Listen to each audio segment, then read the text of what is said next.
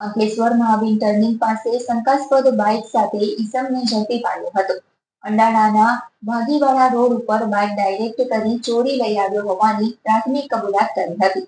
Bharuch LCB પોલીસે number વગરની bike લઈ જતા શંકાના આધારે રોકી પૂછપરછ કરતા ચોરીનો ભેદ ઉકેલાયો હતો. બી ડિવિઝન પોલીસના હવાલે કરતા પોલીસે તપાસ શરૂ કરી.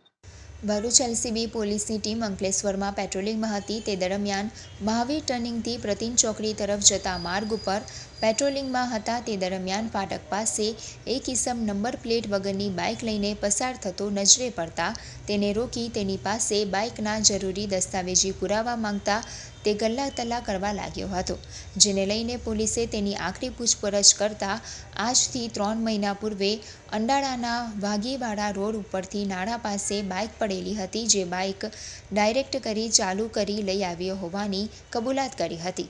જેના આધારે પોલીસે બી ડિવિઝન પોલીસની બાઇક ચોરીનો ભેદ ઉકેલી નાખી અંડાળાના